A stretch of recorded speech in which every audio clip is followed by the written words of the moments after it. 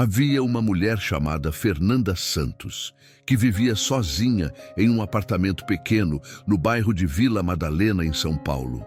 Um apartamento que ela havia comprado aos 27 anos, com o dinheiro que havia economizado trabalhando como recepcionista em uma clínica odontológica durante 7 anos de trabalho árduo e renúncia pessoal constante. Fernanda tinha 53 anos quando começou a sentir os primeiros sintomas de uma doença que os médicos levaram 3 meses para diagnosticar corretamente. Uma doença que mudaria completamente a trajetória de sua vida de forma que ela nunca poderia ter antecipado. Uma doença que seria a chave que destrancaria segredos que haviam sido guardados dentro de sua própria família durante mais de 30 anos em silêncio absoluto e negação sistemática. Quando Fernanda finalmente recebeu o diagnóstico de câncer de pulmão, quando ouviu as palavras que ninguém quer ouvir, quando compreendeu que seus dias na Terra eram agora numerados e que ela tinha talvez 2 anos, talvez 3 anos no máximo, para resolver tudo aquilo que havia deixado não resolvido em sua vida, Fernanda sentiu uma libertação estranha, uma sensação de que finalmente ela tinha permissão para dizer aquelas coisas que havia guardado em seu peito durante tanto tempo. Ela ligou para sua mãe, ligou para a única pessoa que ela sabia que precisava ouvir a verdade que ela havia guardado durante toda a sua vida adulta.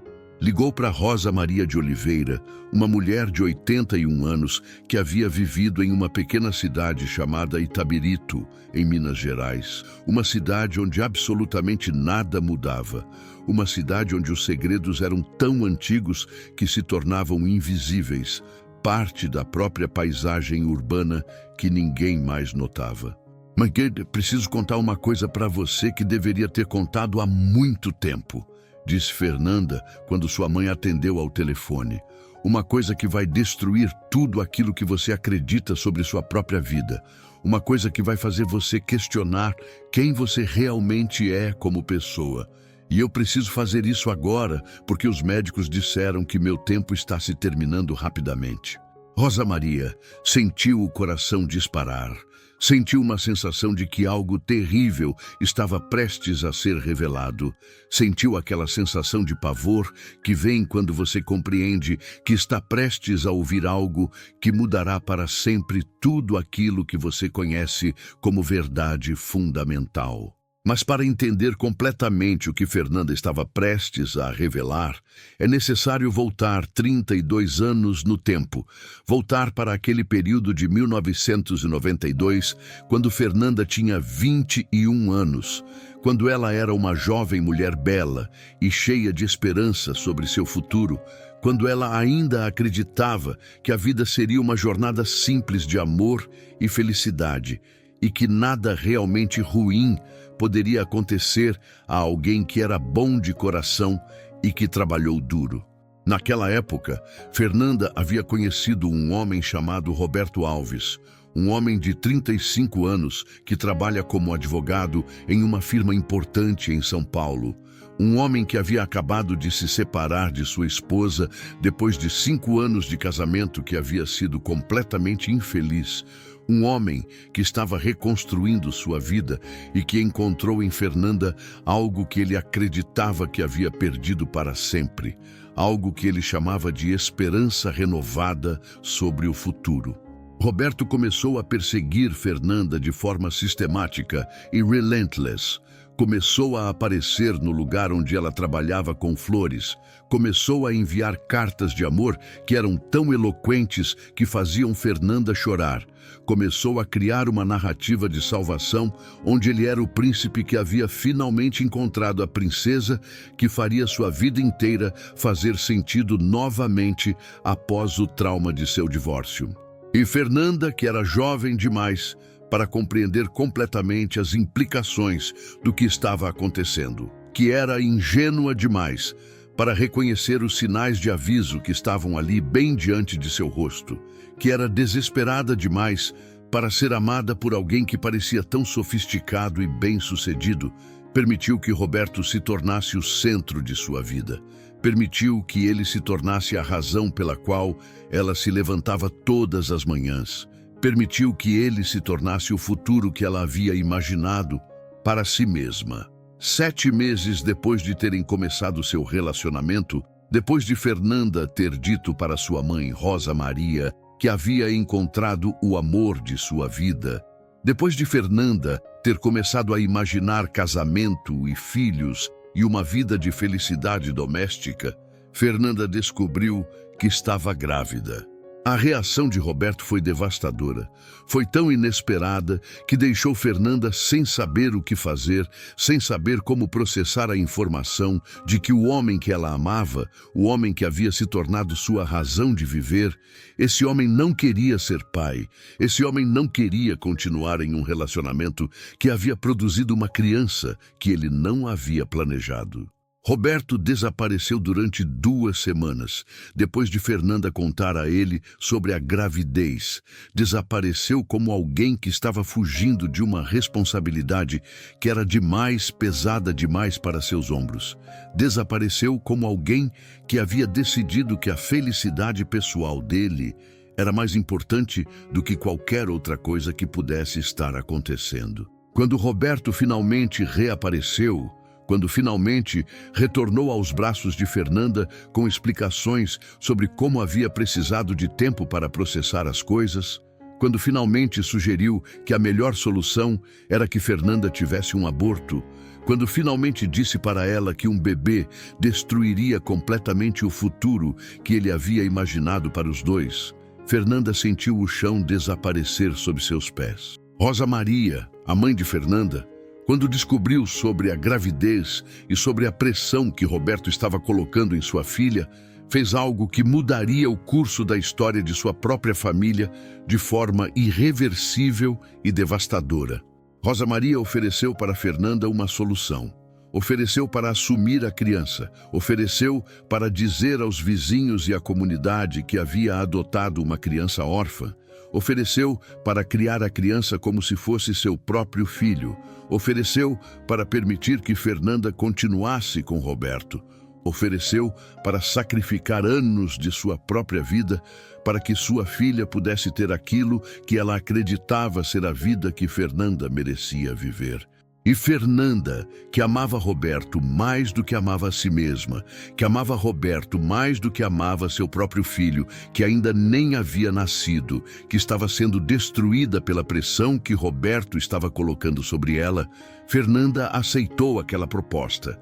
Fernanda permitiu que sua mãe assumisse a criança que ela havia carregado durante 9 meses em seu corpo.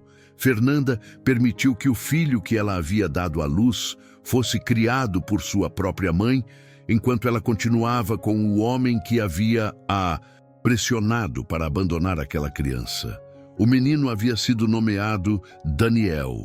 Havia nascido no dia 20 de março de 1992. Havia sido registrado legalmente como filho de Rosa Maria, mesmo que biologicamente fosse filho de Fernanda e de Roberto. Havia crescido chamando sua avó biológica de mãe e chamando sua mãe biológica de tia.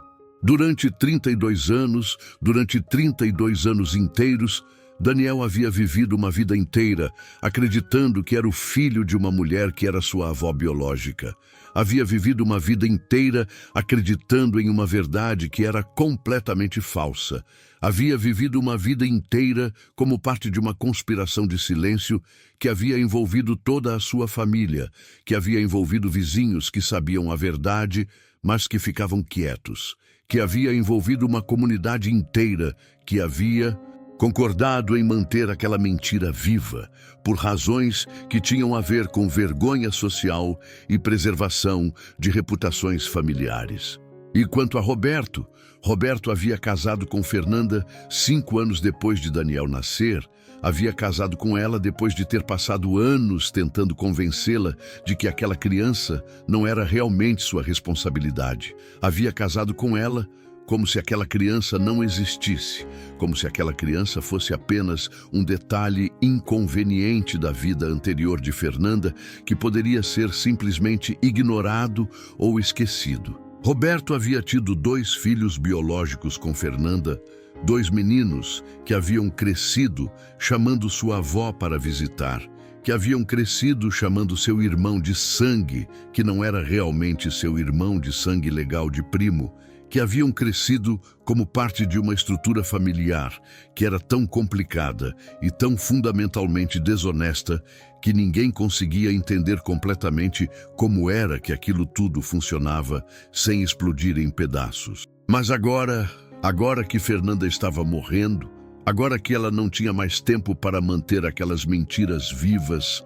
agora que ela finalmente compreendia que aquele segredo havia custado mais do que qualquer coisa que ela havia ganho ao permanecer com Roberto, Fernanda havia decidido que era chegada a hora de contar a verdade completa para sua mãe, de contar tudo aquilo que havia acontecido naqueles 32 anos, de contar como ela havia sacrificado seu próprio filho por um relacionamento que havia acabado sendo tão vazio e tão fundamentalmente insatisfatório que ela havia passado décadas em terapia, tentando processar a culpa que sentia por aquela decisão. Rosa Maria permaneceu sentada em sua cozinha por quase 1 hora, depois que Fernanda havia contado tudo para ela. Permaneceu sentada em um silêncio tão profundo que parecia consumir o próprio som. Permaneceu como alguém que havia apenas descoberto que sua realidade inteira havia sido construída sobre uma mentira tão fundamental, tão devastadora que não havia retorno possível para o estado de ingenuidade que ela havia desfrutado antes daquele telefonema.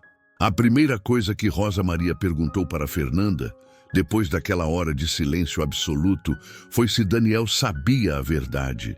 Se o homem que havia criado como seu próprio filho durante 32 anos, se o menino que era realmente seu neto e que havia chamado de mãe durante toda a sua vida, se ele tinha alguma ideia de que sua identidade era na verdade uma mentira construída cuidadosamente por adultos que haviam priorizado seus próprios interesses emocionais sobre a verdade que ele merecia conhecer. Não, respondeu Fernanda com uma voz que era praticamente inaudível pelo telefone. Daniel não sabe nada. Ele acredita que você é sua mãe biológica. Ele acredita que seu pai biológico faleceu quando ele era criança. Ele acredita na história que você construiu para mantê-lo seguro naquela pequena cidade onde todos sabem que há um segredo, mas ninguém nunca fala sobre isso abertamente. E quanto aos meus filhos? Perguntou Rosa Maria. Quanto aos meninos que você teve com Roberto, eles sabem a verdade sobre Daniel. Eles sabem que seu primo que visitava em Itabirito era realmente seu irmão de sangue, que aquela estranha estrutura familiar que os havia confundido durante toda a infância era, na verdade, resultado de uma mentira calculada. Não completamente, respondeu Fernanda. Mas eles começaram a fazer perguntas quando ficaram mais velhos. Começaram a notar as similaridades entre Daniel e eu. Começaram a questionar por que Daniel tinha meu sobrenome como segundo nome. Começaram a suspeitar que havia algo não dito que era importante demais para ser ignorado. Rosa Maria levantou-se da cadeira onde havia estado sentada. Levantou-se com um movimento lento de uma mulher que havia envelhecido décadas em questão de minutos. Levantou-se como alguém que finalmente compreendia que tudo aquilo que ela havia feito durante 32 anos, toda aquela renúncia, todo aquele sacrifício silencioso tinha sido fundamentalmente baseado em uma ilusão. Você sabe o que você fez? Perguntou Rosa Maria, com uma voz que parecia estar quebrando em cada palavra. Você sabe como foi para mim criar uma criança que eu acreditava ser meu próprio filho? Como foi para mim amar aquele menino com um amor tão profundo que doía fisicamente? Como foi para mim passar cada dia de 32 anos vivendo como se ele fosse meu próprio filho biológico, quando na verdade ele era meu neto, filho da minha própria filha que você era e que havia escolhido deixar aquela criança comigo. Sim, respondeu Fernanda com lágrimas correndo livremente pelo seu rosto. Eu sei exatamente o que fiz. Eu compreendo completamente o peso daquilo que você carregou. Eu compreendo que você sacrificou seus próprios anos reprodutivos para criar uma criança que não era biologicamente sua responsabilidade. Eu compreendo que você colocou sua própria vida em espera para cuidar de um menino que você amava tão profundamente que não conseguia imaginar fazer outra coisa. Mas por quê? Perguntou Rosa Maria com uma desesperação que era quase insuportável de ouvir. Por que você deixou aquela criança comigo? Por que você não encontrou coragem para deixar Roberto e ficar com seu próprio filho? Por que você escolheu uma vida de mentira e negação, em vez de ter coragem de viver uma verdade que seria difícil, mas que seria honesta? Porque eu era jovem demais, respondeu Fernanda. Porque eu era fraca demais, porque eu amava um homem que não merecia ser amado, porque eu acreditava no que ele dizia sobre como um bebê destruiria nossas vidas, porque eu tinha tanto medo de ser uma mãe solteira naquela época, quando isso era um escândalo social tão grande que parecia impossível sobreviver. E você sacrificou meu neto, disse Rosa Maria, com uma raiva que era pura e incontaminada. Você sacrificou aquele menino inocente que não fez nada para merecer ser produto de uma mentira. Você o deixou ser criado por uma avó que ele acreditava ser sua mãe. Você o deixou viver uma identidade falsa. Você o deixou passar 32 anos de sua vida sem saber quem ele realmente era como pessoa. Rosa Maria começou a chorar naquele momento. Começou a chorar de uma forma que parecia vir das profundezas mais escuras de sua alma. Chorava porque finalmente compreendia que tudo aquilo que ela havia feito com tanta devoção, tudo aquilo que ela havia sacrificado, havia sido feito com base em uma mentira. Havia sido feito porque ela havia sido manipulada por sua própria filha e por um homem que nunca havia merecido estar em suas vidas. Como você pôde me deixar viver essa mentira? Perguntou Rosa Maria a Fernanda. Como você pôde me permitir amar aquele menino, acreditando que ele era meu filho quando ele era meu neto? Como você pôde deixar que eu passasse 32 anos construindo uma identidade como mãe, quando a verdade era que eu era avó? Porque eu era cobarde, respondeu Fernanda simplesmente. Porque depois que a primeira mentira havia começado, depois que eu havia deixado que você criasse Daniel, depois que aquilo havia se tornado nossa realidade normal, eu não conseguia encontrar a coragem necessária para desmantelar aquilo tudo. Eu não conseguia encontrar força para destruir a ilusão que nós havia construído juntas. Mas agora que você está morrendo, disse Rosa Maria, com uma amargura que era palpável através do telefone. Agora que você está morrendo, você descobre coragem suficiente para contar a verdade para mim, mas não para contar para Daniel, mas não para aquele menino que passou 32 anos vivendo uma mentira. Sim, respondeu Fernanda com uma honestidade brutal. Porque eu sou uma covarde completa, porque mesmo agora, mesmo sabendo que vou morrer, eu tenho medo de contar para Daniel, porque tenho medo de como ele vai me odiar. Tenho medo de como aquela revelação vai destruir completamente a vida dele, da mesma forma que está destruindo a sua agora. Rosa Maria permaneceu em silêncio durante um longo tempo.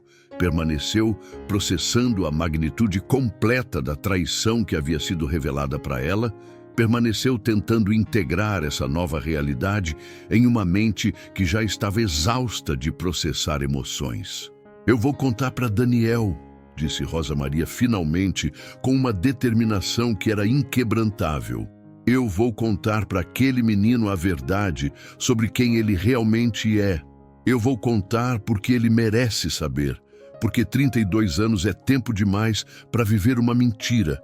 Porque a verdade, mesmo que seja devastadora, é melhor do que continuar vivendo em ignorância. Não, respondeu Fernanda em pânico. Você não pode fazer isso. Você não pode destruir a vida dele assim. Você não pode simplesmente revelar para ele que tudo aquilo que ele acreditava ser verdade era mentira. Por quê? Perguntou Rosa Maria friamente. Porque você já fez isso conosco, porque você já provou que você era capaz de destruir vidas através de seus próprios segredos. Porque eu deveria proteger você de consequências que você merece completamente. Porque eu sou sua filha, respondeu Fernanda com desespero em sua voz. Porque mesmo que eu tenha cometido um erro terrível, mesmo que eu tenha sacrificado meu próprio filho de forma injusta, eu sou ainda sua filha, e você me deve algum tipo de lealdade. Você me deve algum tipo de misericórdia. Você é minha filha, concordou Rosa Maria, mas você é uma filha que me traiu, que me usou, que me permitiu viver uma mentira que foi absolutamente central para a forma como eu entendo minha própria identidade como pessoa. Você é uma filha que sacrificou seu próprio filho por um relacionamento com um homem que claramente não merecia seu sacrifício. Rosa Maria, então, desligou o telefone. Desligou sem dizer adeus. Desligou como alguém que havia finalmente chegado ao fim de sua capacidade de tentar manter relacionamentos com pessoas que haviam a prejudicado de forma tão profunda. Fernanda permaneceu sentada em seu apartamento em São Paulo. Permaneceu com o telefone em sua mão. Permaneceu compreendendo que havia finalmente começado o processo de destruição que inevitavelmente seguiria sua revelação. Compreendeu que havia perdido sua mãe naquele momento, que havia perdido qualquer possibilidade de reconciliação, que havia finalmente colocado em movimento forças que eram maiores do que ela conseguia controlar. 3 dias depois, Daniel recebeu um telefonema de sua mãe que ele pensava ser sua mãe biológica. Recebeu um telefonema que começou com Rosa Maria, dizendo que precisava contar uma coisa para ele que ela deveria ter contado há muito tempo. Recebeu um telefonema que mudaria completamente a forma como ele entendia sua própria existência, sua própria identidade, seu próprio lugar no mundo. Eu sou sua avó, não sua mãe, disse Rosa Maria sem preâmbulo. Sua mãe real é Fernanda, a mulher que você conhece como sua tia. E seu pai biológico é um homem chamado Roberto Alves, que você nunca conheceu. E tudo aquilo que você acreditava ser verdade sobre sua vida inteira foi uma mentira cuidadosamente construída por adultos que acharam que estavam fazendo o certo, quando na verdade estavam apenas sendo covardes. O silêncio que seguiu aquela revelação foi tão completo, tão absoluto, que Rosa Maria pensou que havia perdido a conexão telefônica, pensou que Daniel havia desligado, pensou que havia cometido um erro terrível ao contar aquela verdade de forma tão abrupta e sem preparação apropriada. Você está me dizendo que a mulher que criou meu irmão, a mulher que a gente sempre chamou de tia, que a gente sempre pensou ser irmã de você, a mulher é na verdade minha mãe biológica. Perguntou Daniel com uma voz que era quase inaudível. Você está me dizendo que eu sou o filho daquela mulher, que os meninos que cresceram comigo são meus irmãos de sangue, que toda a minha vida é uma estrutura de mentiras. Sim, respondeu Rosa Maria, tudo isso é verdade. Eu criei você acreditando que você era meu filho, porque Fernanda deixou você comigo quando você nasceu, porque ela escolheu ficar com um homem que a engravidou em vez de ficar com você, porque eu amei você tão profundamente que não conseguia questionar aquela decisão durante 32 anos. Daniel desligou o telefone de sua avó, que na verdade era sua mãe biológica, e passou os próximos 3 horas em um estado que não era exatamente consciente e não era exatamente inconsciência. Um estado onde seu corpo funcionava mecanicamente, enquanto sua mente estava completamente fragmentada em pedaços que não conseguiam se encaixar novamente de forma coerente. Ele estava em seu escritório em uma grande empresa de consultoria em Belo Horizonte. Estava cercado por colegas que o cumprimentavam normalmente. Estava fingindo que tudo em sua vida era normal, quando na verdade ele havia apenas descoberto que sua realidade inteira era uma construção de mentiras. Daniel tinha 32 anos, tinha uma carreira bem-sucedida Tinha uma namorada chamada Patrícia, que havia conhecido na faculdade, tinha uma vida que ele acreditava ser completamente real e completamente sua, mas que agora havia se transformado em uma ilusão que era tão transparente que ele se surpreendeu que ninguém mais ao seu redor conseguia ver através dela. Ele saiu do trabalho 3 horas mais cedo. Saiu com desculpas vagas sobre estar se sentindo mal.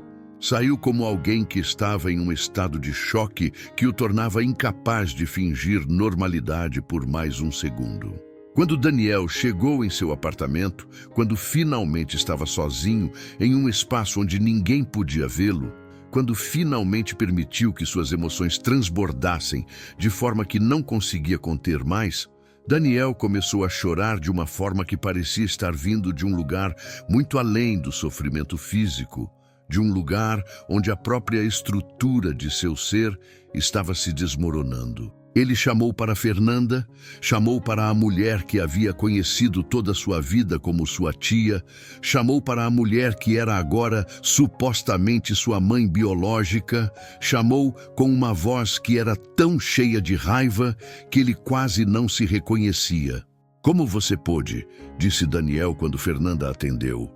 "Como você pôde deixar que eu vivesse 32 anos de minha vida acreditando em uma mentira?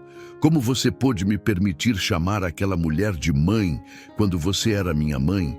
Como você pôde ser tão covarde a ponto de deixar que alguém mais criasse seu próprio filho?" "Eu sei que o que eu fiz foi errado", respondeu Fernanda com uma voz que era praticamente inaudível. "Eu sei que você tem todo o direito de estar furioso comigo. Eu sei que você tem todo o direito de me odiar por aquilo que fiz. Mas eu não podia fazer outra coisa naquela época. Eu não conseguia ser forte o suficiente." "Você não conseguia ser forte o suficiente", repetiu Daniel com uma voz que era pura raiva. "Você não conseguia ser forte o suficiente para manter seu próprio filho. Você não conseguia ser forte o suficiente para deixar um homem que não queria ser pai. Você não conseguia ser forte o suficiente para viver uma verdade, mesmo que fosse difícil. E então você colocou aquele peso todo nos ombros de uma mulher que amava você, que confiava em você. A mulher que eu passei 32 anos chamando de mãe", continuou Daniel, sua voz quebrando. "A mulher que me criou, que se sacrificou por mim, que fez tudo o que poderia fazer para me dar uma boa vida naquela pequena cidade onde absolutamente todo mundo sabia que havia um segredo. Mas ninguém nunca falava sobre isso. Aquela mulher foi usada por você, foi manipulada por você, foi deixada em um estado onde ela amava uma criança que não era biologicamente sua, enquanto sua verdadeira mãe estava vivendo outra vida completamente. E pior ainda", disse Daniel, com uma voz que estava se tornando cada vez mais forte, "pior ainda é que você tinha outros filhos. Você teve 2 filhos com o homem que você escolheu em vez de mim. Você teve filhos que cresceram sabendo que havia um segredo. Filhos que cresceram como meus primos, quando na verdade eram meus irmãos de sangue. Filhos que cresceram vendo você ser uma mãe para eles, enquanto você me deixava ser criado por sua própria mãe." "Eu sou muito mais do que desculpas", respondeu Fernanda com uma desesperação absoluta na voz. "Eu sou uma mulher que está morrendo, Daniel.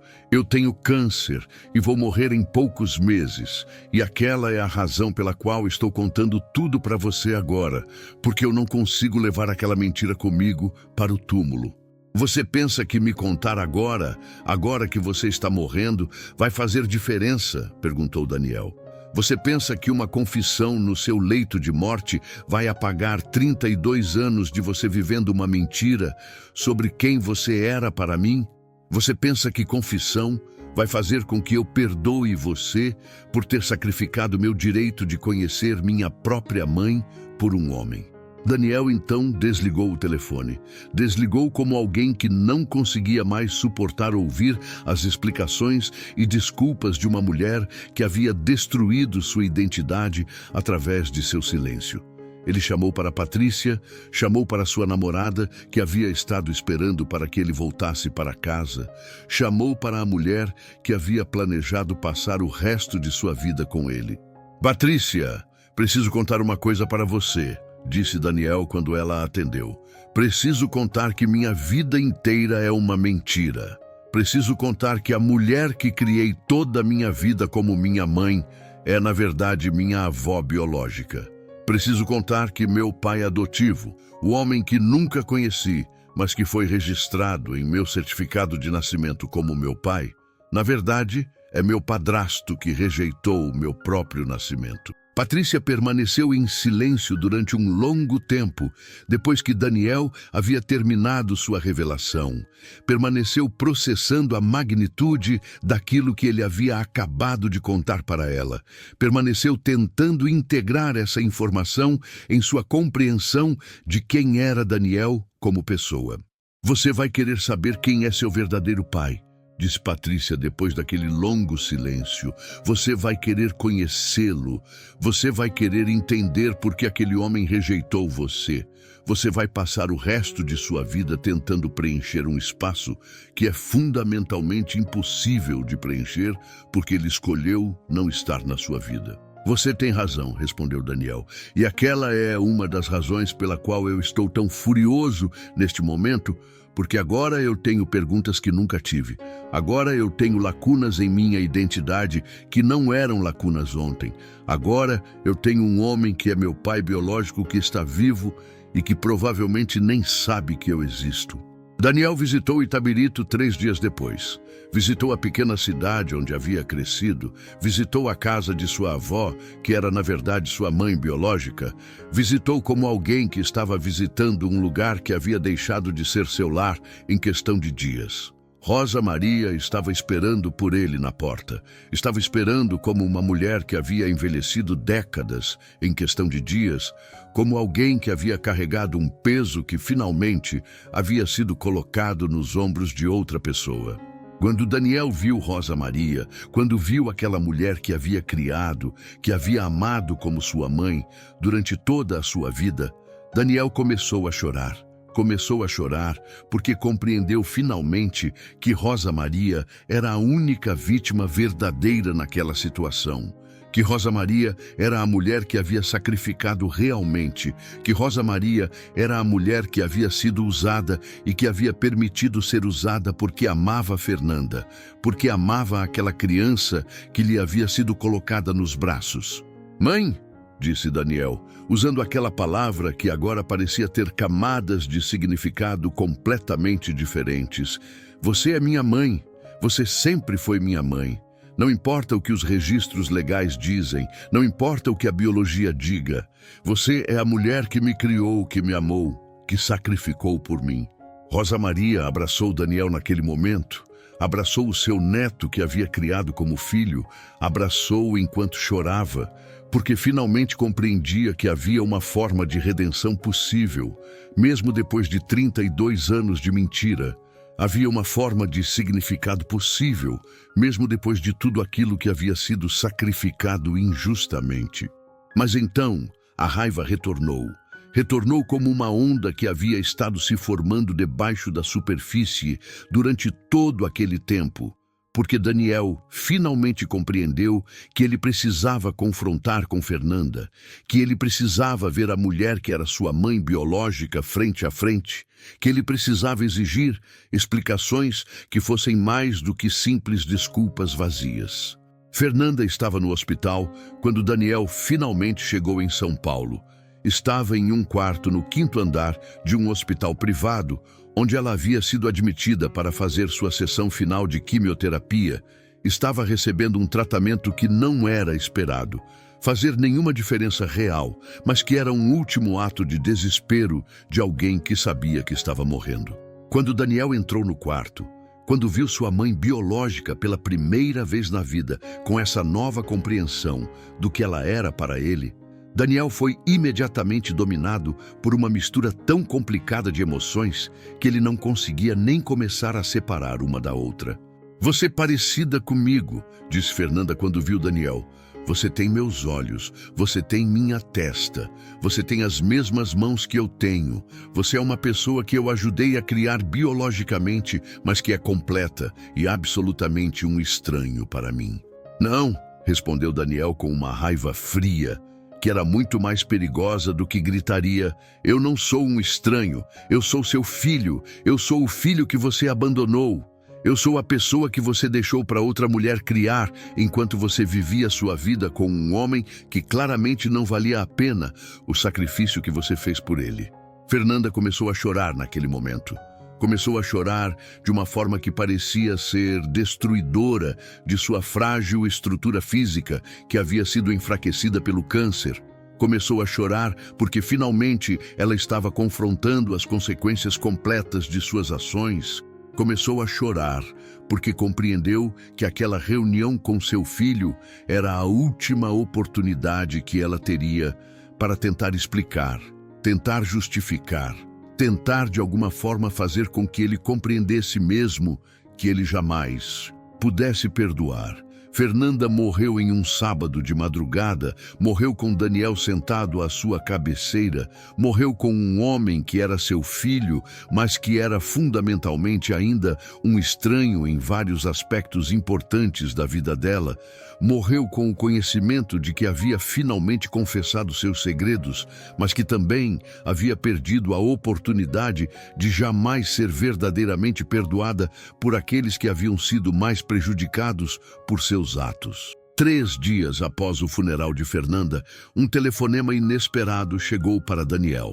Um telefonema de um homem que identificou a si mesmo como Roberto Alves, como o homem que era seu pai biológico, como o homem que havia desaparecido da vida de Fernanda 32 anos antes, quando ela havia ficado grávida, e ele havia decidido que aquela criança não era sua responsabilidade. Meu nome é Roberto Alves, disse a voz ao telefone, e eu sou seu pai biológico.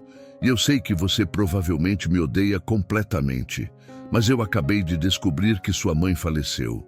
E eu pensei que era importante que você soubesse quem eu sou, que você soubesse que existe uma explicação para o motivo pelo qual eu não estive em sua vida. Roberto havia descoberto sobre a morte de Fernanda através de um antigo colega de trabalho que havia lido o obituário de Fernanda em um jornal de São Paulo. Havia lido um artigo que mencionava seus filhos e que havia completamente desafiado a narrativa que Roberto havia construído sobre sua vida durante os últimos 32 anos. Daniel sentiu uma mistura de emoções tão complicada ao ouvir a voz de seu pai biológico. Sentiu raiva porque este era um homem que havia nunca estado em sua vida. Sentiu confusão porque este era um homem cuja existência havia definido completamente sua própria existência, mesmo que ele houvesse permanecido completamente ausente. Sentiu uma estranha atração porque este era um homem que biologicamente era uma parte fundamental de quem Daniel era como pessoa. Você não tem direito de estar aqui agora, disse Daniel para Roberto. Você não tem direito de aparecer em minha vida depois de 32 anos porque minha mãe faleceu. Você não tem direito de tentar construir um relacionamento comigo no momento em que seria mais conveniente para você. Você está completamente certo, respondeu Roberto com uma tranquilidade que era surpreendente. Eu não tenho nenhum direito, eu nunca tive nenhum direito. Eu sou um homem que fez a coisa errada no momento em que mais importava. E eu tenho vivido os últimos 32 anos, entendendo completamente a magnitude daquela escolha errada. Roberto então revelou que ele havia tentado encontrar Daniel várias vezes ao longo dos anos. Havia tentado descobrir onde Daniel estava, havia contratado investigadores privados para rastreá-lo, mas que Fernanda havia permanecido tão vigilante em sua proteção do segredo que Roberto nunca havia conseguido penetrar aquela parede de silêncio. Isso é uma mentira, disse Daniel com raiva.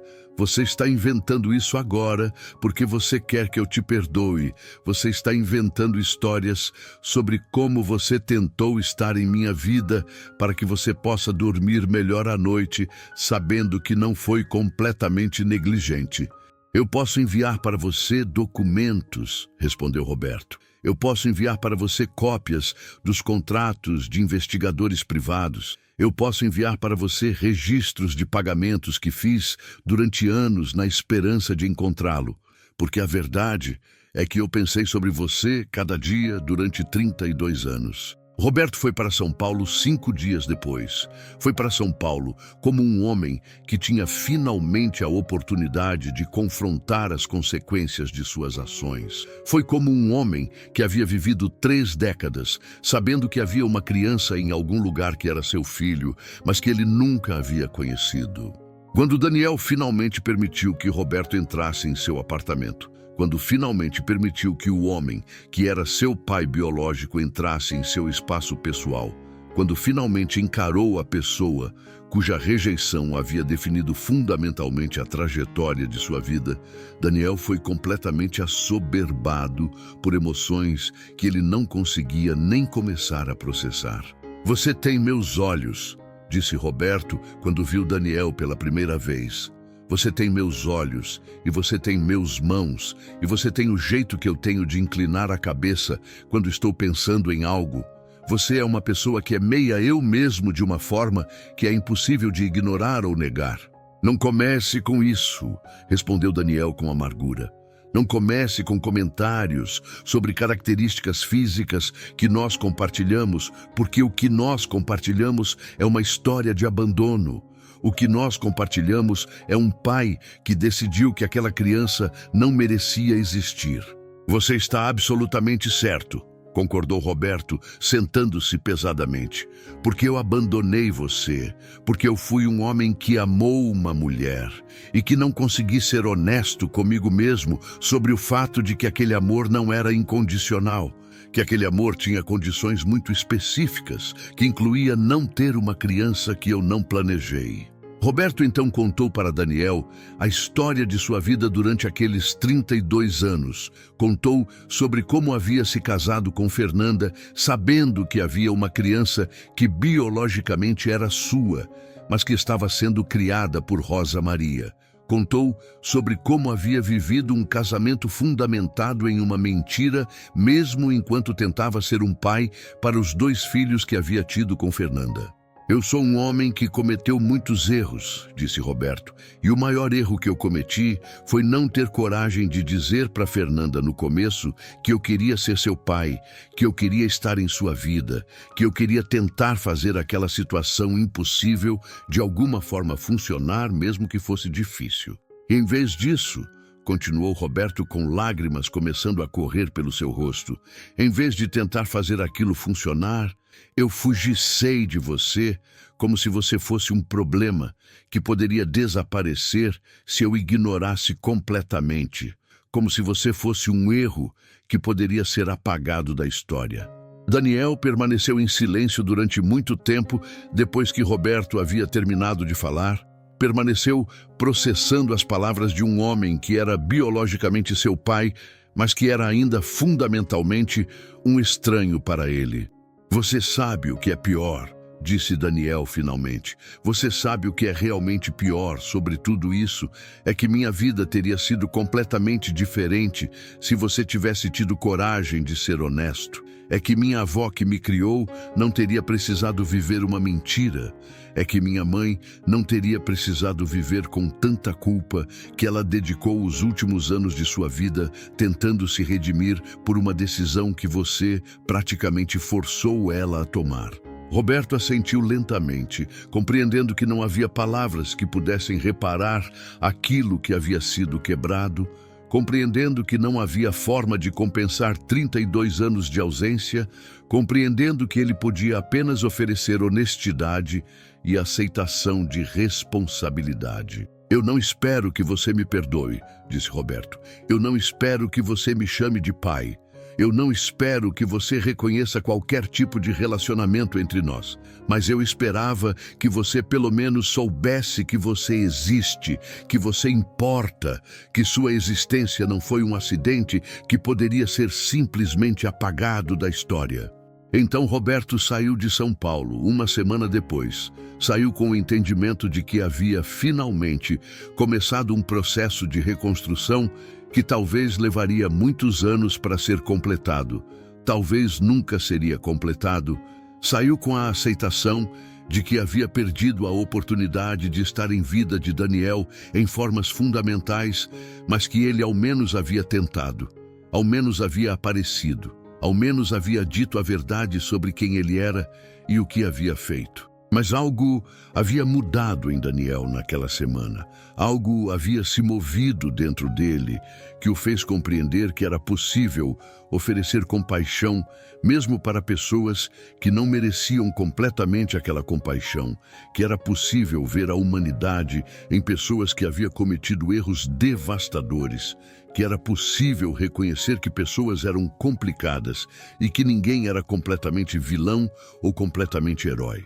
Daniel passou os meses seguintes em terapia intensiva, terapia durante a qual ele processava toda a estrutura de mentiras que havia definido sua vida, terapia durante a qual ele trabalhou para compreender sua própria identidade sem aquelas mentiras, terapia durante a qual ele começou a construir um novo senso de quem ele era como pessoa. Patrícia o apoiou naquele processo, apoiou-o como uma mulher que amava Daniel, não porque ele era quem ela acreditava que ele era, mas porque ela amava a complexidade real de quem ele era, apoiou-o como uma mulher que também compreendia que relacionamentos eram construídos em honestidade e verdade. Rosa Maria viajou para São Paulo e permaneceu com Daniel durante um mês. Permaneceu para ajudar seu neto, que ela havia criado como filho, a processar o trauma da revelação. Permaneceu como uma mulher que havia envelhecido enormemente durante aqueles últimos meses, mas que havia encontrado algum tipo de paz ao saber que seu sacrifício havia finalmente sido reconhecido. Os 2 filhos de Fernanda, que eram os irmãos de sangue de Daniel, os 2 meninos que haviam crescido chamando Daniel de primo, quando na verdade ele era seu irmão. Aqueles 2 homens ligaram para Daniel e ofereceram suas próprias desculpas, ofereceram seu próprio reconhecimento de que haviam crescido como beneficiários de uma mentira, ofereceram sua própria vontade de reconstruir relacionamentos que deveriam ter existido desde o início. E assim, embora a história de Daniel começasse com devastação completa, embora começasse com uma verdade que foi revelada de forma tão brutal que parecia impossível recuperar-se, embora começasse com um trauma que era profundo demais para ser compreendido rapidamente, Daniel finalmente começou a compreender que havia possibilidade de significado emergir de tudo aquele caos. Havia possibilidade de relacionamentos serem reconstruídos. Havia possibilidade de uma vida ser vivida que era fundamentada em honestidade radical, em vez de mentiras cuidadosamente construídas. 6 meses após a morte de Fernanda, após Daniel ter finalmente começado a processar o trauma da revelação de forma que permitisse que ele vivesse novamente, após Daniel ter começado a construir uma nova vida fundamentada em honestidade radical, uma outra série de revelações começou a desenrolar-se que transformaria completamente a forma como ele entendia não apenas sua própria história, mas também a história de sua mãe biológica. Uma carta chegou para Daniel, uma carta que havia sido escrita por Fernanda semanas antes de sua morte, uma carta que havia sido deixada com seus advogados com instruções de que fosse entregue exatamente 6 meses após o falecimento dela. Uma carta que continha informações que mudaria completamente a compreensão que Daniel havia adquirido sobre os eventos que o haviam definido.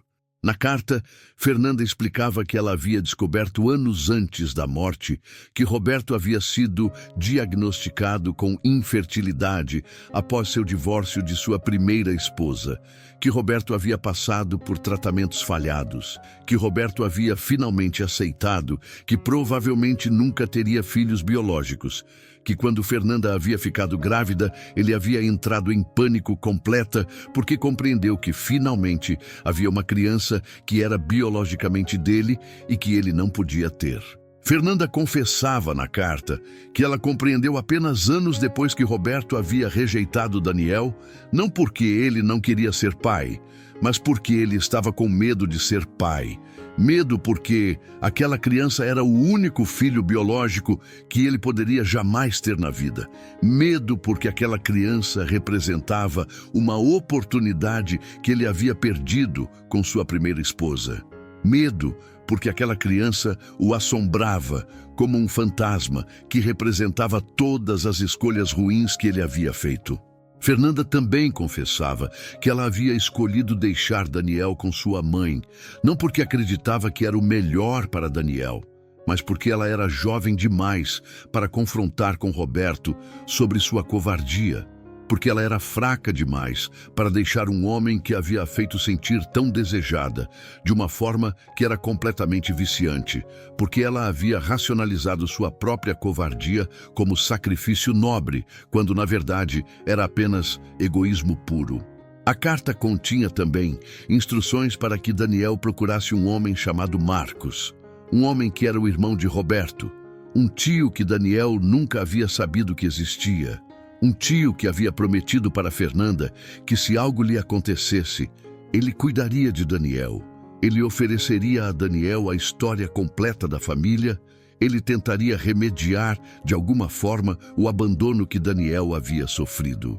Daniel procurou Marcos e descobriu que ele era um professor universitário aposentado, que vivia em uma cidade pequena no interior de Minas Gerais.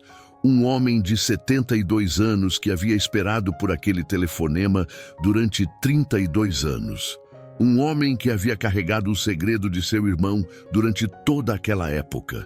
Marcos revelou para Daniel toda a história de Roberto, que Fernanda havia conhecido apenas parcialmente. Revelou que Roberto havia sido um filho de um homem extremamente crítico e exigente. Revelou que Roberto havia passado toda a sua vida tentando provar que era bom o suficiente. Revelou que Roberto havia desenvolvido um padrão de relacionamentos onde ele abandonava quando as coisas ficavam difíceis, porque ele estava convencido de que ele não era bom o suficiente para ninguém, de qualquer forma. Marcos também revelou que Roberto havia tentado suicídio 2 vezes durante os primeiros 5 anos após Daniel nascer. Revelou que Roberto havia passado décadas em terapia, tentando processar o abandono de seu próprio filho. Revelou que Roberto havia finalmente chegado a um lugar de paz, nos últimos anos de sua vida, apenas através do reconhecimento completo de suas próprias feridas. Esta informação foi tão surpreendente para Daniel, que ele passou semanas processando simplesmente, passou semanas tentando integrar essa compreensão mais profunda de seu pai biológico em sua narrativa de quem Roberto realmente era. Passou semanas questionando se aquela informação mudava seus sentimentos sobre o abandono que havia sofrido. Marcos trouxe Daniel para conhecer Robert pessoalmente, trouxe para uma reconciliação que era mais profunda do que qualquer coisa que Daniel havia imaginado que fosse possível. Trouxe Roberto e Daniel para um espaço onde ambos finalmente conseguiram conversar como seres humanos complicados que haviam sofrido de formas diferentes, mas interconectadas. "Você é meu filho", disse Roberto para Daniel naquela reunião, "e eu tenho uma vida inteira de arrependimento sobre aquilo. Mas eu também quero que você saiba que você foi a inspiração para toda a reconstrução que eu fiz de mim mesmo, porque você existindo, mesmo que eu não tivesse coragem de estar em sua vida, você existindo me recordava cada dia de quem eu era e de quem eu poderia tentar ser." Roberto então ofereceu para Daniel um presente, ofereceu um livro que ele havia escrito durante os últimos 10 anos de sua vida, um livro sobre a paternidade, um livro sobre o medo, um livro sobre o arrependimento, um livro que havia sido publicado de forma privada e que havia sido escrito fundamentalmente como uma carta para Daniel. Quando Daniel leu aquele livro, quando ele leu as palavras de um homem que era seu pai, mas que era fundamentalmente ainda um estranho, quando ele leu sobre a jornada interior de Roberto, Daniel finalmente compreendeu que não havia vilões simples em sua história. Compreendeu que havia apenas pessoas que eram complexas, que haviam cometido erros, que haviam tentado o melhor que conseguiam dentro das limitações de seus próprios traumas pessoais. Rosa Maria passou a viajar regularmente para São Paulo depois daquilo, passou a passar tempo com Daniel, passou a conhecer Patrícia, passou a construir um relacionamento com seus verdadeiros netos, os 2 filhos de Fernanda, que eram irmãos de sangue de Daniel. Os 4 filhos de Roberto, porque Daniel finalmente aceitou ser reconhecido como filho de Roberto. Finalmente, aceitou que era possível ter relacionamentos significativos com todas as pessoas envolvidas, sem negar qualquer um deles. Finalmente aceitou que sua história era complicada, mas que era sua. Patrícia e Daniel se casaram 1 ano depois. Se casaram em uma cerimônia que incluía Rosa Maria, que incluía Roberto, que incluía os 2 irmãos de Daniel, que incluía Marcos, que incluía toda a comunidade de pessoas que havia sido tocada pela história de sua família. A vida de Daniel finalmente começou a se parecer com algo que era baseado em honestidade radical, ao invés de mentiras cuidadosamente construídas. Começou a se parecer com algo que ele poderia realmente reclamar como seu. Começou a se parecer com uma narrativa que tinha significado apesar de, ou talvez porque, havia sido fundamentada em trauma profundo. Roberto morreu 3 anos depois do casamento de Daniel. Morreu de um infarto enquanto lia um livro na biblioteca. Morreu como um homem que havia finalmente chegado a alguma forma de paz com seus próprios erros. Morreu como um homem que havia finalmente reconstruído um relacionamento significativo com seu filho. Na leitura do testamento de Roberto, descobriu-se que ele havia deixado todo o seu patrimônio para Daniel. Deixou com uma carta explicando que aquele dinheiro não era pagamento por ter faltado 35 anos em sua vida, mas era reconhecimento de que Daniel havia permitido que ele vivesse aqueles últimos 3 anos com um sentido de propósito que ele nunca havia tido antes. Daniel usou aquela herança para criar uma instituição focada em paternidade, focada em conectar pais com seus filhos biológicos, focada em ajudar pessoas a compreender que paternidade era sobre muito mais do que biologia, que paternidade era sobre presença, sobre honestidade, sobre confrontar com os próprios medos e traumas para poder ser alguém que importava para outra pessoa. A fundação de Daniel se tornou bem conhecida em toda a região. A fundação começou a oferecer conselho legal para famílias que enfrentavam situações similares. Começou a oferecer terapia para crianças e adultos que haviam sido afetados por abandono parental. Começou a conectar pessoas que haviam sido separadas por mentiras familiares com as pessoas que as havia deixado. 2 anos depois da morte de Roberto, Daniel finalmente viajou para o túmulo de Fernanda e colocou flores ali. Colocou como um homem que havia finalmente chegado a um lugar de compaixão completa por uma mulher que havia cometido um erro devastador. Colocou como um homem que finalmente compreendeu que sua mãe biológica havia sido tão vitimada pelo sistema de pressão social e controle masculino quanto qualquer outra pessoa. Daniel sussurrou para o túmulo de sua mãe. Sussurrou para a mulher que havia aberto mão dele porque havia sido fraca demais para resistir à pressão de um homem que havia sido tão ferido por seu próprio pai que não conseguia oferecer nada melhor do que abandono e negação. Obrigado por ter tido coragem no final, disse Daniel para aquela pedra que marcava o lugar onde sua mãe havia sido enterrada. Obrigado por ter contado a verdade, porque mesmo que aquela verdade tenha destruído minha vida inicialmente, aquela verdade finalmente me libertou de viver uma mentira, finalmente me permitiu ser quem eu realmente sou. finalmente me deu a oportunidade de reconstruir relacionamentos que deveriam ter existido desde o início.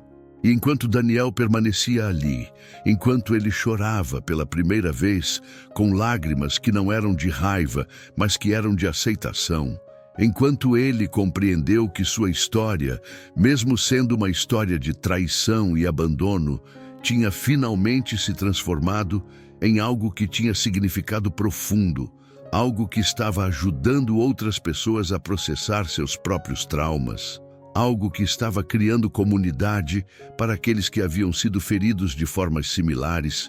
Daniel finalmente chegou a alguma forma de paz com tudo aquilo que havia acontecido.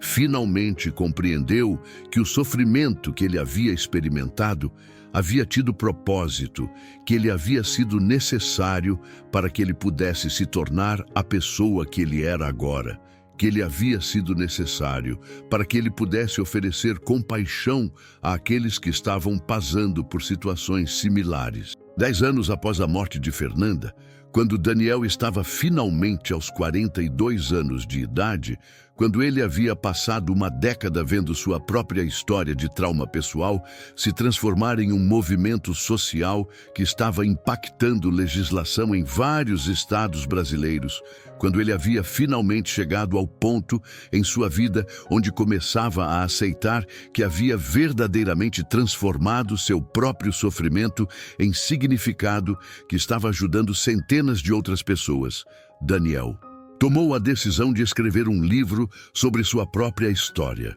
Um livro que documentaria completamente tudo aquilo que havia acontecido. Um livro que contaria a verdade em sua totalidade, sem proteção ou censura. O livro de Daniel foi publicado com o título Verdade Tardia, um título que refletia que havia levado 32 anos para a verdade ser revelada. Um livro que se tornou um best-seller não apenas no Brasil, mas internacionalmente. Um livro que tocou as vidas de milhares de pessoas que haviam enfrentado situações similares em suas próprias famílias. Um livro que finalmente colocou em uma narrativa pública toda a complexidade daquilo que tinha acontecido na família de Daniel. O livro de Daniel provocou discussões públicas significativas sobre paternidade, sobre responsabilidade familiar, sobre direitos das crianças à verdade, sobre suas próprias origens. Discussões que começaram a resultar em mudanças legais reais, em como as famílias brasileiras abordavam questões de filiação e registros de nascimento. Uma legislação foi aprovada.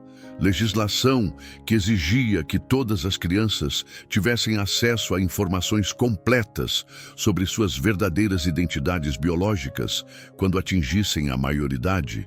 Legislação que refletia diretamente a experiência de Daniel. Legislação que reconhecia que o direito à verdade era mais importante do que a privacidade de adultos que desejavam esconder aquela verdade. Patrícia, que havia permanecido apoiando Daniel através de toda aquela jornada, que havia se tornado não apenas sua esposa, mas também sua colaboradora na instituição que ele havia criado, finalmente publicou seu próprio livro. Um livro que contava sua perspectiva como alguém que havia entrado naquela história como um estranho completo, mas que havia se tornado uma parte integral de sua resolução.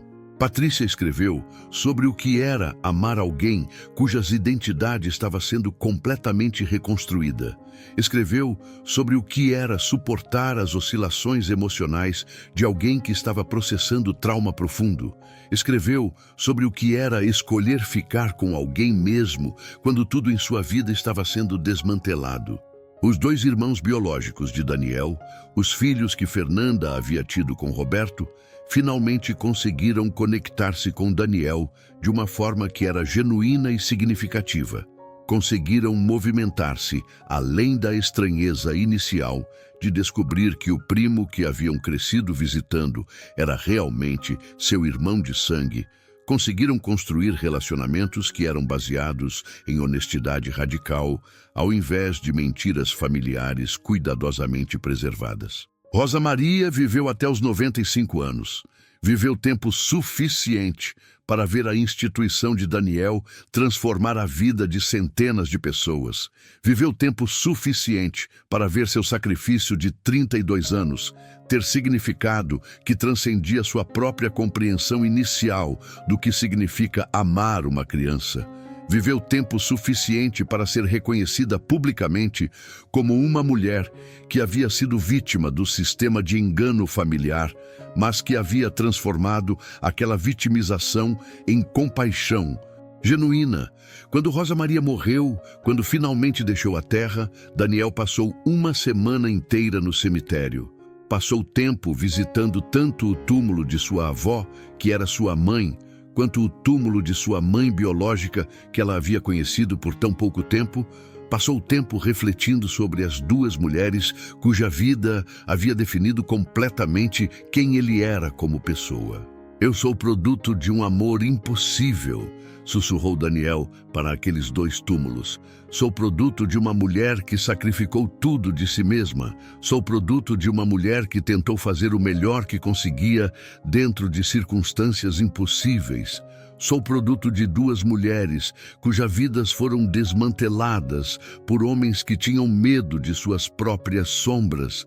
Mas eu também sou uma pessoa que foi liberada pela verdade, que finalmente emergiu de todo aquele caos. A instituição de Daniel se expandiu para além do Brasil.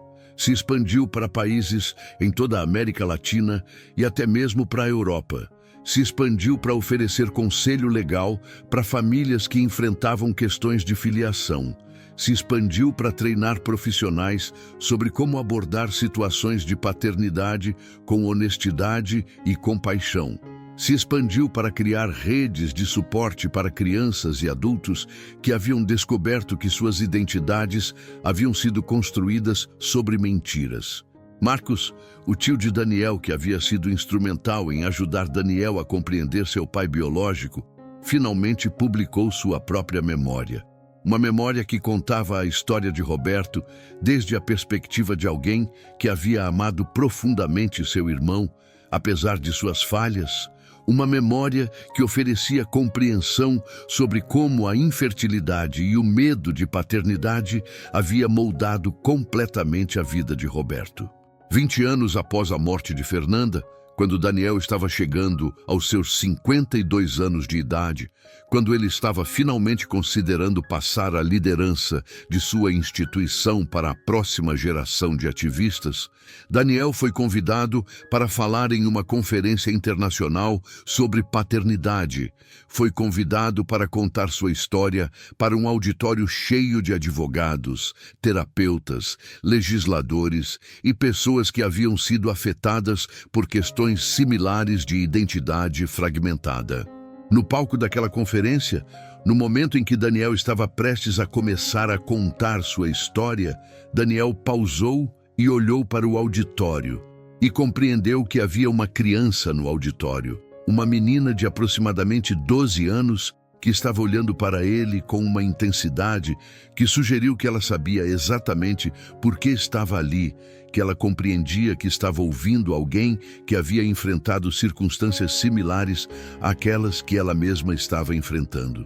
Depois de sua palestra, aquela menina aproximou-se de Daniel, aproximou-se com os pais dela, aproximou-se e contou que ela havia recentemente descoberto que o homem que ela havia chamado de pai durante toda a sua vida não era seu pai biológico, que ela estava lutando com questões de identidade similares àquelas que Daniel havia descrito. Daniel abraçou aquela menina, abraçou uma criança que estava apenas começando sua própria jornada de descoberta de que sua vida havia sido construída sobre uma mentira. Abraçou com o conhecimento de que aquela menina teria vantagens que ele não havia tido, que aquela menina teria acesso a conselho e suporte que haviam sido desenvolvidos diretamente de sua própria experiência, que aquela menina não teria que carregar seu trauma sozinha. E assim, a história de Daniel finalmente transcendeu sua própria vida, transcendeu sua própria jornada pessoal de trauma e reconstrução, transcendeu tudo aquilo que havia começado com uma mulher morrendo de câncer e tendo coragem de contar a verdade que havia guardado durante 32 anos em silêncio absoluto. A verdade que Fernanda havia liberado naquele telefonema para sua mãe, Rosa Maria, a verdade que havia destruído vidas e reconstruído identidades, a verdade que havia custado tudo para pessoas que a haviam guardado, aquela verdade finalmente havia se transformado em um legado que era muito maior do que qualquer pessoa envolvida havia jamais imaginado que fosse possível. Daniel permanecia em pé no cemitério de Itabirito, em uma tarde de primavera. Permanecia com Patrícia ao seu lado. Permanecia visitando os túmulos de duas mulheres que haviam definido sua vida de formas tão profundas e tão diferentes. Permanecia como um homem que havia finalmente chegado à compreensão completa de que tudo aquilo que havia sofrido havia sido necessário. Havia sido essencial, havia sido absolutamente crítico para que ele pudesse se tornar a pessoa que era agora. A vida de Daniel não havia sido fácil. A vida de Daniel havia sido fundamentada em trauma, em abandono, em descobertas devastadoras que o haviam destruído e reconstruído simultaneamente.